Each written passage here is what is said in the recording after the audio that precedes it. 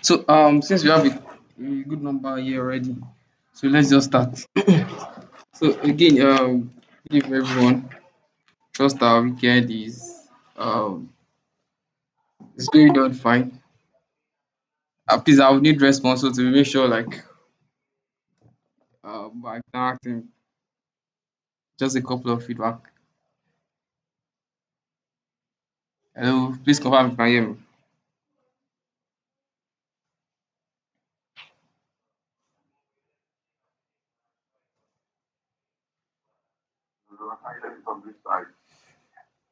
What do you say? All right, good evening. Thank you. So any other person, precious Victoria, can you? I hear you. All right. So I can hear you too. all right, thank you. So yeah, so this today is going to be our first class, and before we dive into the main business, so let me just do a very quick introduction. Yeah, so first off, my name is um, David Olamide, David Midi, or whichever one you prefer to call. I'm a full stack developer and also a machine learning engineer. So I have experience in machine learning, and my primary tool is Python, JavaScript, TypeScript. Yeah, so one of the reason I we organized this class was because we noticed when people want to get started with Python, basically they get overwhelmed due to its how versatile it is. When I mean versatile, like you, Python has many application, so they just get lost in how to start, how to get started, and where to start from. So that's how we organize this class to make sure like to guide people properly and to make sure they make the right decision and start well and faster. Yeah, so that's it. And yeah, so I've already stated the objective. And again, to make the best out of this class, out of this program. So I will suggest you for every class there'll be a kind of um practical task that you'll be given, and for some that I sent this into personally, the tax is what you probably grant you access to the next class. Did you get? Because it's a show of commitment. Of course, it's a free class, but then you just have to like be sure to be sure you're actually taking the class. So it's your tax that will show that. So that's it. Then and I also suggest that for the sake of learning, right? Try not to use AI to whenever you're giving a task. Just try to you can make research online, but try not to use AI to like put the question there and generate this thing for you. That way you not be doing much of a good. Do you get? So just try to, because this is a basic this is a beginner level. Though when you start working you might probably using the tool. So the tool will just assist you based on what you know, not try to do stuff for you from scratch. So I would suggest you don't use AI tool for that. Yeah, so since all of that is stated, and I hope everybody have taken note of that. So thank you. So let's just move straight into today's business. Yeah, so we're starting with this is going to be like our first week, and we'll probably be having the class every Saturday at this time, and you have the whole of weekdays to do your tasks and submit before the next class. And of course, there will be record. We'll be sending the recorded class so that you can probably follow up in any case you've missed or something. Yeah, so let me share my slides. I prepare a quick slide. So just present this tab. So let's just wait for it to come up. So please confirm if you can see my slide.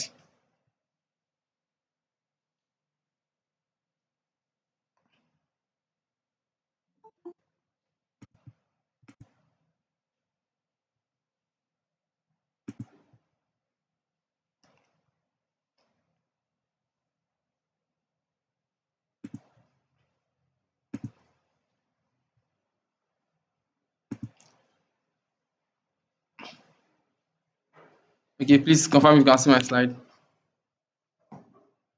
Yeah, I can see it. It's showing. Okay, all right. Thank you. So, as I said, this is the first week, and what we are just going to be looking into is basically introduction to Python programming basics. What Python really entails, the what you need to know, and its application, and how to best learn it fast. So, these are the outline. This is what we'll be looking at in under the topic, which is the first we have there is what is Python, setting up environment, variables, data types, input and output, and also we have basic operator. So first on our outline now, let's take what is Python. So let me just read from the slide. Python is a basic beginner-friendly programming language used in web development, data science, automation, and more. It's easy to read and write, makes it perfect for beginner. And like I said, you can see from the definition, you can see that Python has a lot of application, right? Like you can use it in web development. If like for example now, I'm a full stack. I also use Python.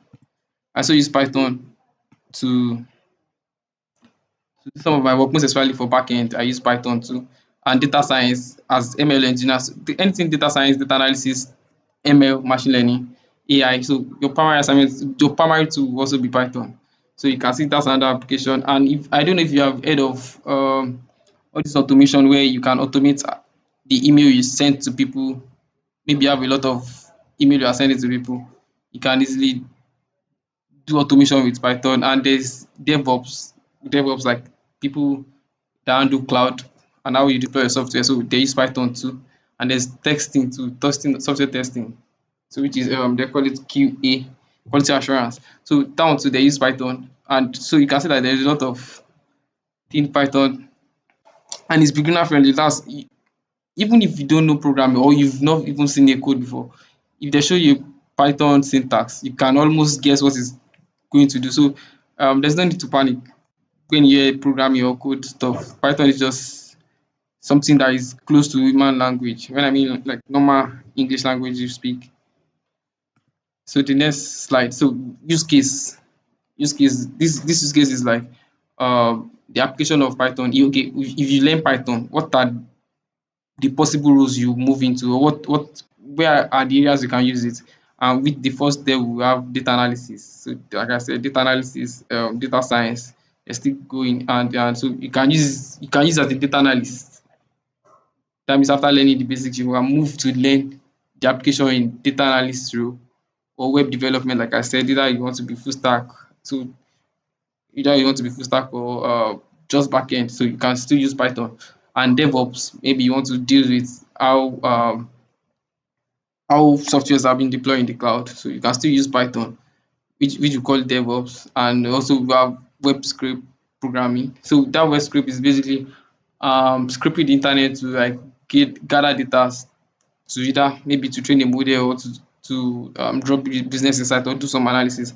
So that's what web script does. And machine learning, of course, all this model you see, all this AI. So primarily the work of machine learning engineers.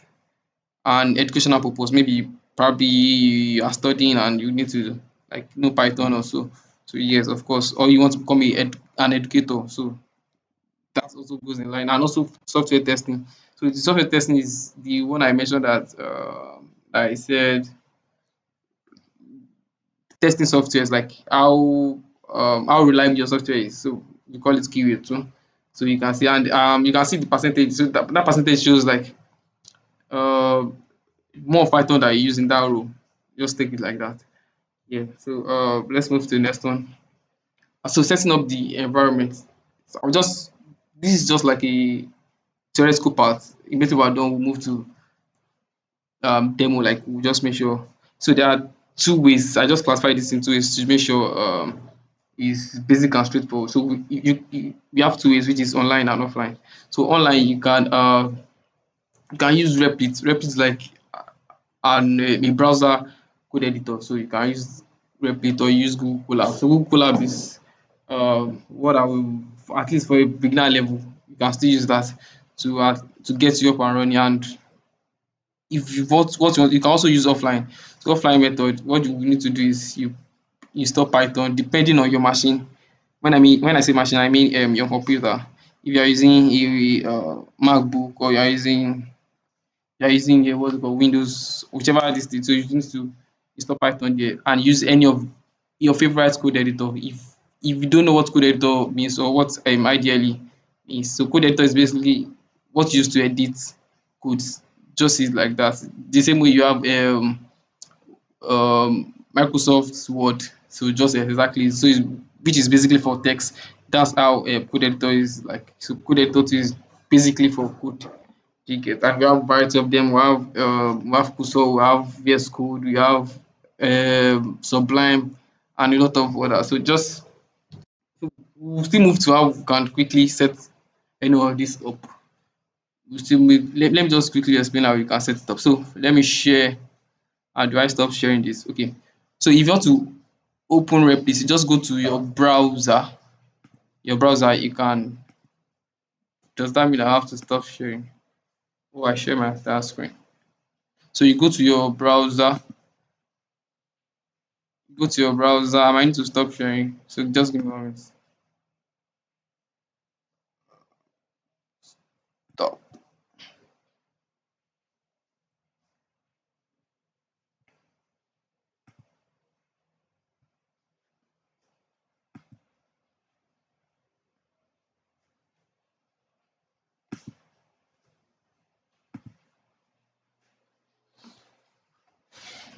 So please confirm you can see my entire screen. Just give me like a thumbs up or something so that I can know you can see my.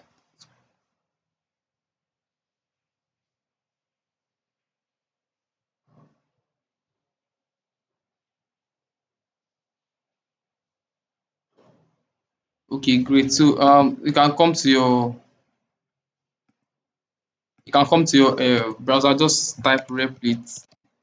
So Replit is like an online. I think I have an account too. So you can either log in or sign up. So it's just basic. Let me open it in another tab. Let me open it. So coming up. So log in. You can, so if you don't have an account, you can just sign up. You can sign up to Google. Immediately sign up. I think I have one account. Let me check. Okay, I don't have. Let me continue with my email. I think I use my email. So you see how the interface looks like. So that's one of the ways you can. Those are one of the ways you can set up your environment to write, where you can write Python basically. So yeah, so this will come up. You can pick. So let's give it time to load.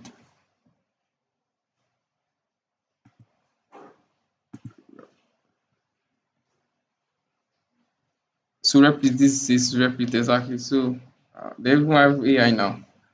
So this Replit basically, if you want to, whatever you want to do, just app, create app. So like I said, please just avoid trying to use AI or what in tasks that we're doing. So you can just create app here, then you move forward. So so the next one, let me quickly show you how you can do Google Colab. So for Google Colab, you can do Google Colab. So Google Colab, immediately you press it, it will take you to, so same way, same thing. You can just click on it. So you can just click on it to take a bit of time to load up. So once that loads up, yeah. So you can sign up. First of all, you need to sign up. Because I've already signed up, if I open Colab now, it will just take me to, yeah. So you can see, so I can just pick new because I have already have account. That's why it's bringing that stuff for me. For you to might just bring straight up. So yeah, so this is like new a new notebook. We call it notebook, something like this. We call it notebook. So you can run your code here. Let's say print hello This is my first Python class. This is my first Python class. So you can just do something like this. So it is a Python code done. So you can run it here. The Google Colab. And this subtitle you see here, this is like maybe the name of the file you want to give it. Let me just put this Python week one. Right. So you can see. So this, yeah, me too. So as you can see, these are like editors you can use. But if you want to use offline, no, now, so let's go back to our. So if you want to use offline now, you the same way you install apps on your phone, that's the same way you can do it, or you install it via your terminal. We call it terminal. If you come to your if you check your computer, there's a place there is search there. Just press terminal or you press command prompt. It will bring out the interface for you. But that might be a bit complex. So I would just suggest just go to your Microsoft Store if you are using Windows. Then you type Python. So immediately type Python to come up. Then you press install to install. So just the same way your Apple Store and this thing works, your Play Store, just go there, type the name of the app you want, then you install. And so it installs that automatically for you. So you can do that. Then you can download a code editor that you want. Yeah, so the next thing we're looking into now is data variables and data types. So after this, we still take question, right? So just make sure you're noting your questions if you have questions.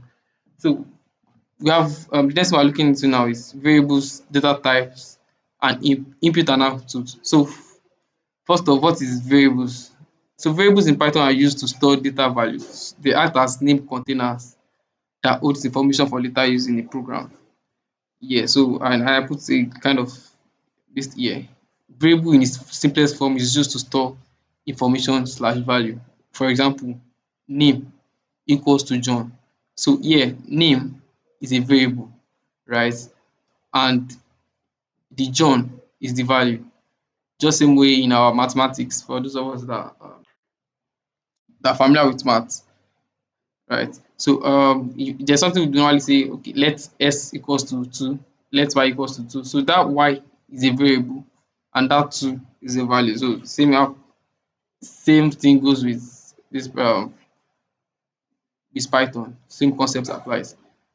So very quick, let's move to data types. So data types in Python. So when you say data types, so they are just like the type of data type, the type of data Python understands. Just see it in a layman language. In our normal language, let's say for example Yoruba Hausa. So there's something we call numbers. In Yoruba, you can say Okan Eji Eta, something like that, and you have your alphabet also RVD. So for every language you have something like that. So yes, that's also for Python. We have data types too. We have data types too, something like that. And the first one is strings. So string are okay. Let me just run through it. The definition is in the next slide. So we have string, we have integers, we have floats, then we have booleans. So those are like primarily the data types we have. Yeah. So example, string is usually in inverted comma. If you see, anywhere you see something inverted comma, string is usually inverted comma here. So it can be double quotes or single quotes. You can see this one. You can see this one is single quotes, while this one is double. So e.g. John. So you can see John now is a string. So the next one integer. Integer are whole numbers. Yeah, it's just like our normal math integer. So they are numbers basically, whole numbers. So 1, 2, minus 5, minus 2, whatnot. So those are integers. And floats. Floats represents floating point numbers. So when you say floating point numbers, so those are like 1.2, 1.3, 0.3 minus 0.3. Yeah, so those are primary floats. That's what we call floats in Python. So the next one, which is also the last, is booleans. So booleans are like they represent I in layman language simply false or true, right? So booleans just sit as false or true. It can either be false or true. So those are like booleans. So the next one now is input and output. So input is what allows you to accept data from a user. Like for example now, let's say if you open your calculator, you need to input like number you want to calculate or something. So what you are inputting now is inputs, right? And if you do 2 times 2 now in your calculator, it will give you something back. And that thing, 2 times 2 now will give you 4. So that's like an output for you. Yeah, so output is what you return or give back to a user after a program has run. So yeah, so that's basically output and input. Um so exactly. So example now, we have example get user inputs. We have name. Name equals to input. So this input is like a built-in function in Python that can allow you to collect data from a user. So this will give you a prompt to enter your name. We're still going to practical all of this, so that's why I'm running through the slide. So this will prompt like you give a field, you can input your name or input whatever you want the user to input, then print output. So this is like maybe you want to print the name you collected from the user or something. So that's what output can do for you. And after that, we have basic operators. Basic operators. So of course, I'll still go back to the normal maths operators. So they are just like plus, minus, multiplication, division, percentage. Then this asterisk, double asterisk is raised to power, right? So that means raised to power. So for example, a equals to 5. So and if you can remember the when we're treating variable, I said a variables are like what stores values in Python. So this a now is a variable and 5 is a value, right? So b2 is a variable and 2 is a value. So now let's perform some basic operations. So now print a plus b. So that's like a now represents 5, then b represents 2. So 5 plus 2 will give us 7. And the second one, a asterisk, the asterisk there is multiplication, b. So that means 5 times 2, which is of course 10. And the next one, which is a double asterisk b. So a this one means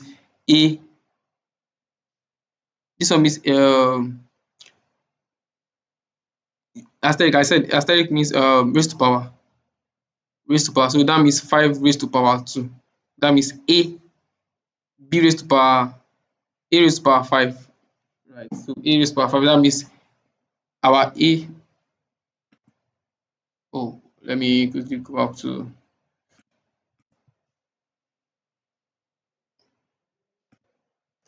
Let me stop sharing this so that I can. Okay, yeah, great. So we're in operations, right? So we're in operations. So this operations simply means, like I said, a asterisk b simply means 5 raised to power 2, which means b a raised to power b, so which means 5 raised to power 2, and that means 5 in two places, which is 25. So that's how we're able to get that.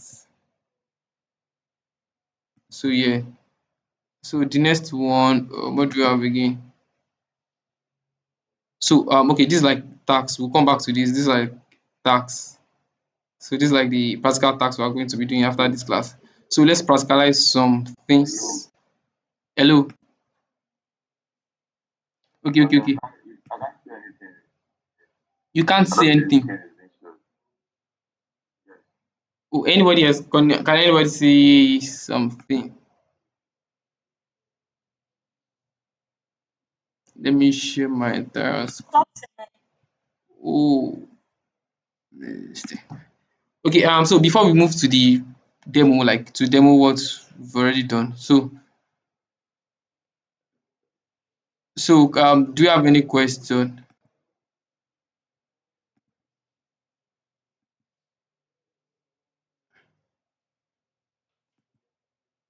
Hello.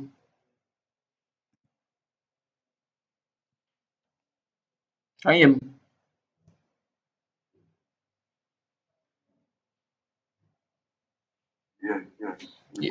So do you have any question before we move to the demo?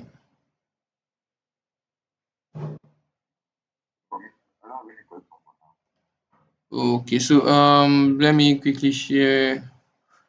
So we'll be using Colab. Let me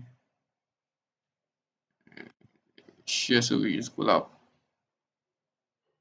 So now I'm sharing Colab.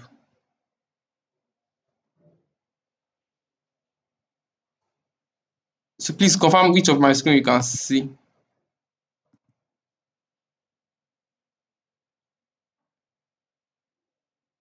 Okay, can you see my screen now?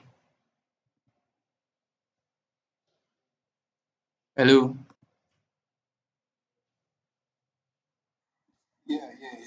Okay, so let's quickly do some demos. So we've already like did demo on how you can set up your Google Google Colab or Replit, or if you want to use Python offline. Though I might still like send a separate video how to install if you want to use your if you want to use it offline. So I might still send a separate video. So we said variables. So let's just quickly do variables. So when we talk of variable, so variable, let me just use var. So var represents variable. So variable are like what holds information. Let's say for example, I want to say name. So here now name equals to, so the name here is variable. So whatever I assign it to, I can say name equals to let me just Ajoke. So Ajoke is the value. Why name is Ajoke is the value. Why name is the variable. And like I said, when we're talking about data type, so this Ajoke now is a string. This Ajoke is a string because it is in single inverted comma, right? So if we use double quotes like this, double quotes, double quotes like this, you still string, right? So you can either use this or this. Both are still the same, right? So this is like string. Then so another way you can assign number to a variable. Let's say random number, random, so random number. So yeah, so if you are following now, you know that this random number now is the variable, and this one now is the value, right? So this one is the value, and in the data type we said anything that is integer. One now is an integer, so the data type is an integer. So let's say it's 1.3. So if it's 1.3, so now it's float, right? So this is float. This is float.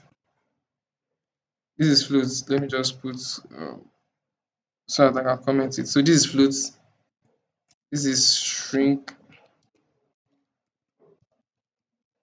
This is string.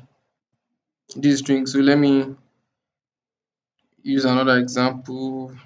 Another number. Let me use a. So a equals to 12. So 12 is integer. So we can say the data type is integer. Then which other boolean? So let's say uh, value. So value equals to true. So true now is the data type here is boolean. So is boolean, right? So this is boolean, not string. So from here now you can see, and it's something that is readable, right? That's why Python is like one of the easiest languages to learn. So I don't know if you, please, if you have any questions, you can just indicate, and you might even unmute and ask straight off. So that's all variable and data type. So when it comes to inputs now, so let's go to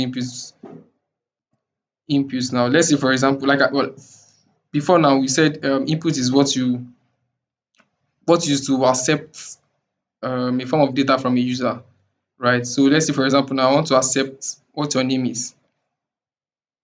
Let me put it so that it will not be confused. So this is input. So this is input. So let's say for example I want to um name of student, name of, let me just put it like this to keep it simple. So this name, and I want to collect the name of student now. So I can see students, student's name. So take note of this keyword, this input keyword. So I said this input now is a form of function built in Python. It's built-in function. It automatically prompts a user to enter a data or something. So yeah. So let's run it. If you run this, so if you want to run, you can either run here or um you hold shift and enter so it run. So you can see student's name. So I can put I'm okay. So if you put I'm okay now, so you can see you've successfully collect the name I'm okay. Let me even print it out. Print my name is my name is Amoke. So you print name. Like I said, the variable is variable you put here to access whatever the person or the user pass into the program, right? So immediately the student or whoever the user pass a name. So the name will be assigned, which is the value will be assigned to this name variable. It will assign to this variable. So whenever you call this variable, it is the value that will come out. Right. So let's run it again. So enter your name, Amoke. So you can see my name is Amoke. So you can see that this name here is not Amoke that is there. It is name. That's because that's the variable. That's the variable. So whenever you call the variable, it is the value that will come out. Right. So let me run it again and pass another name. So what's your name?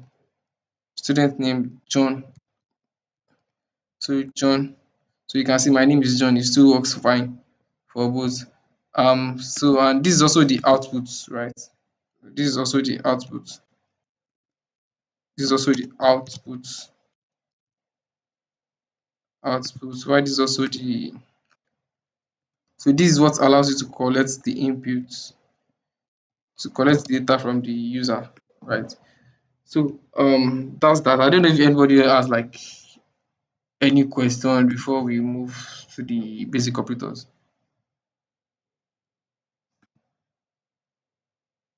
Hello,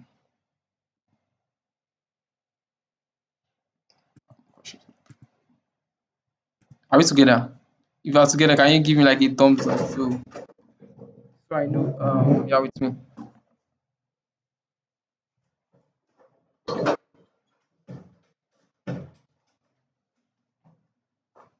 Are we together?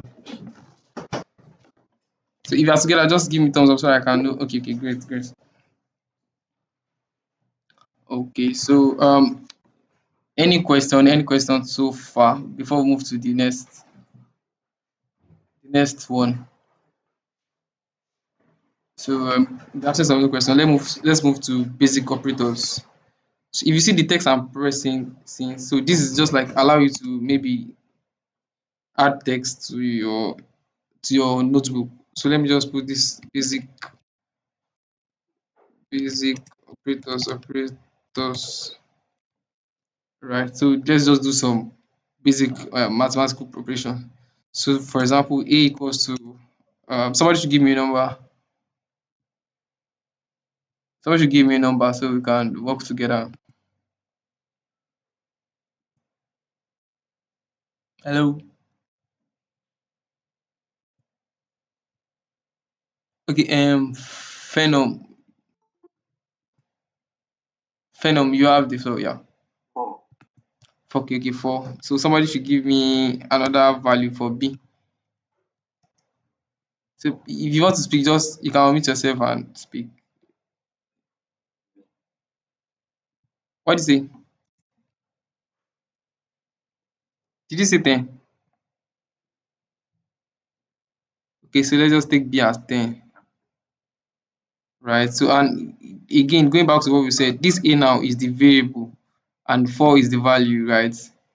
So B is the variable also and 10 is the value. So whenever you call B now, let's say for example you said print B. So this B will give you the value, not B. Did you get? So the value that is assigned to it is what to bring out for you. So you can see 10 is because that's the value. So variables are used to access the value. So let's do some operation. Let's do sum. So we want to do print. So if you print a plus b, a plus b. So and of course we already know a plus b will give us what? 14, right? 14. So we already know 14. So let's use another value. Let's just see equals to 10 and we have d equals to 5. No, I don't want to use 10 again. So let's use 12.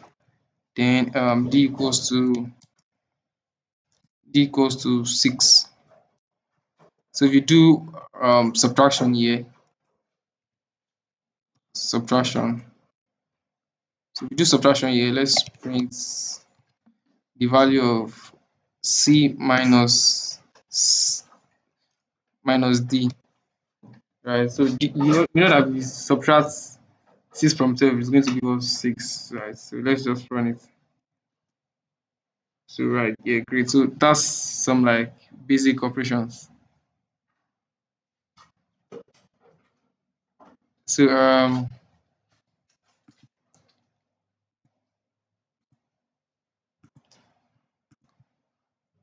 give me 1 minute, please.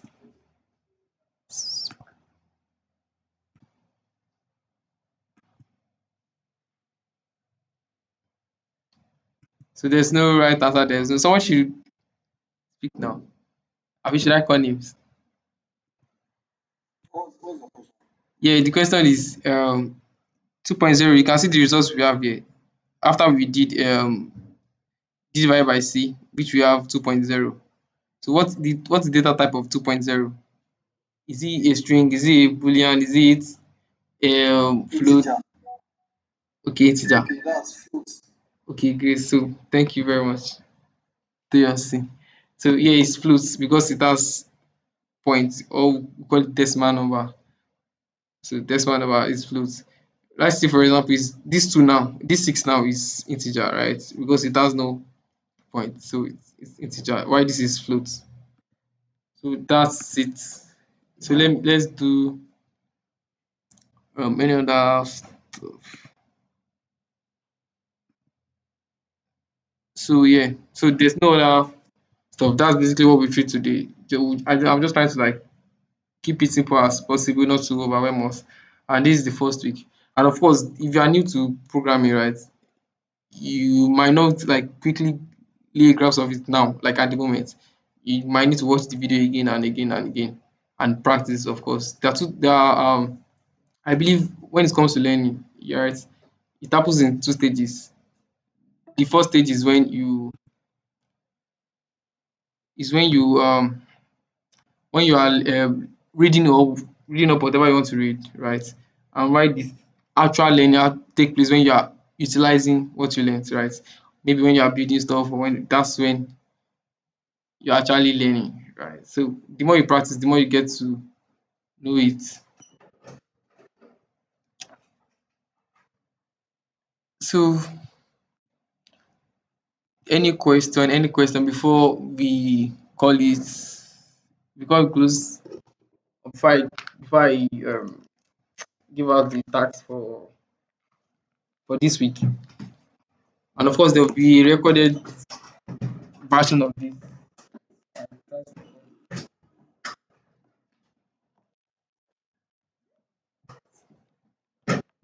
Are we together?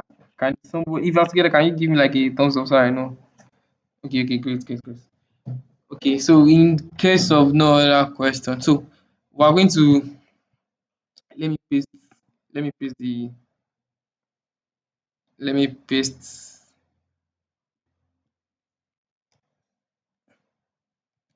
So let me paste the, so this will be like the task, right? So this is the task we'll be working on. So build this mini project. Ask for the username and age. Calculate the year they will turn 100.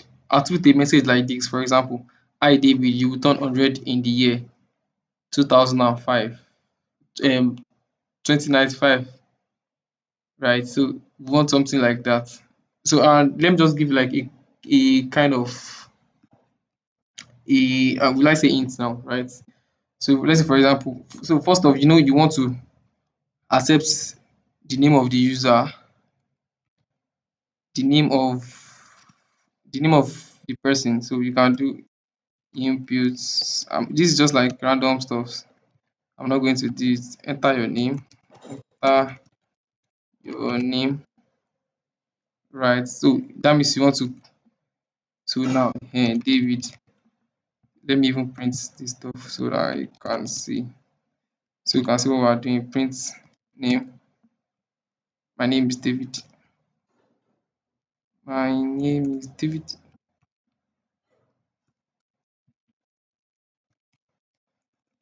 My name is, so let me run it again. So let me run it again. Yeah. So we will enter David now.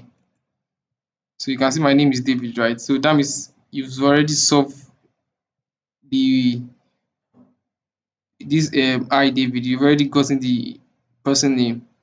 And what you will do now is maybe you can probably accept the person, how would I say it, age, current age, just any age, right?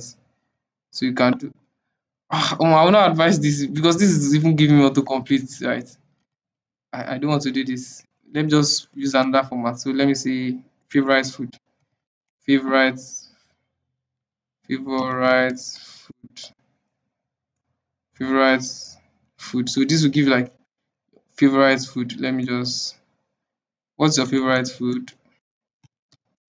What is your favorite food? Right. So I will now print my name is this, and my and my favorite food. So let me just put for favorite food is, let me just write this finish. Favorite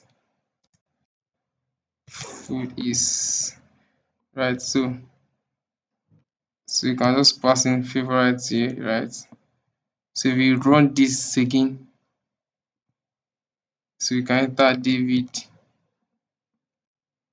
So what's your favorite food? Let me just I think I like swallow kind of.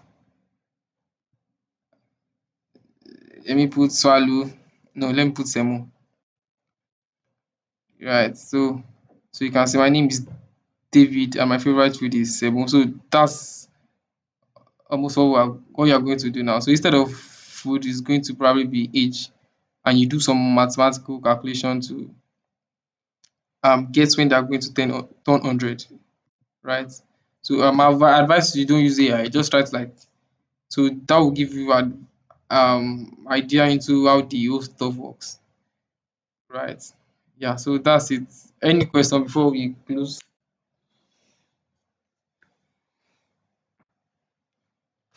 Any question? Any question? Okay, so yeah, okay, fair enough. Sorry, Yeah, I'm too. aside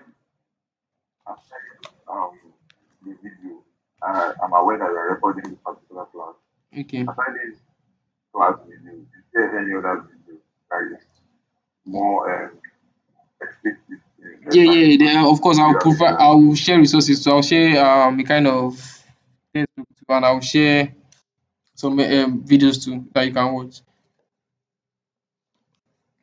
Right. So that will give more like context. This I'm just trying to make it as basic as, so that to not just get You not just go overwhelming with it too, right? So any other question?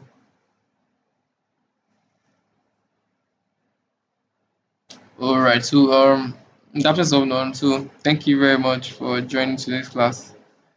So I think the submission for the task will be Friday. Let's do Thursday. That'll be Thursday, right? Thursday next week, so that I can go through it before the actual class.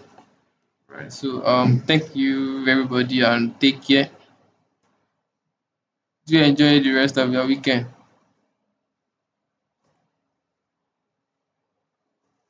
Bye everyone. All right. Thank you very much, everybody.